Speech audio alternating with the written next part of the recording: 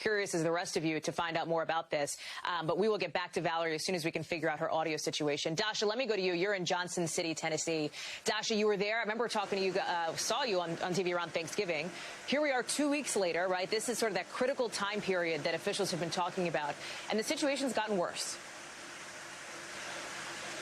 Yeah, Hallie, and where I'm standing right now says it all about just how dire the situation is. This is not comfortable to talk about. This is not easy to talk about. And frankly, it's not easy to stand here, but this is the reality. This is a mobile morgue trailer that Johnson City Medical Center has had to activate because as of today, their morgue is at capacity. And while right now this trailer is empty, it is likely that that will not be the case at some point today. Since I was here over Thanksgiving, the positivity rate in this region has gone from 19% to 27%. And in just the last week, they've seen 91 deaths, 91 in 1 week.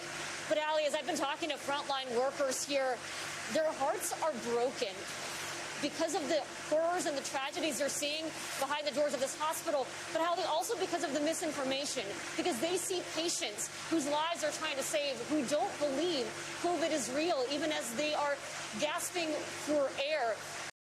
This mobile morgue trailer caused a stir in the community because people did not believe that this was real. They thought it was a publicity stunt on the part of the hospital. That is how rampant the misinformation crisis has become in this area.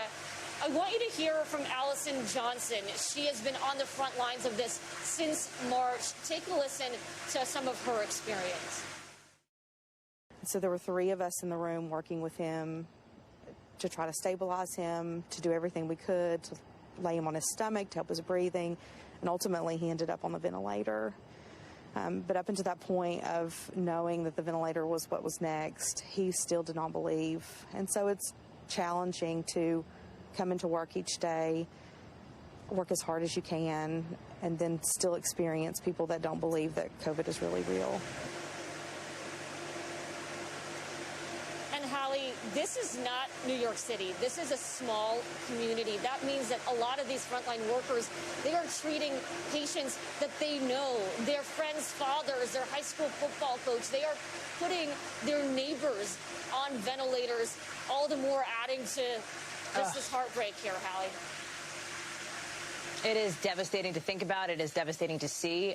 Dasha Burns, thank you for bringing us that reporting.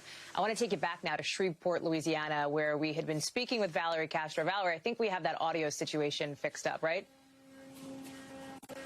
Hi. Hi, Hallie. Yeah, we do.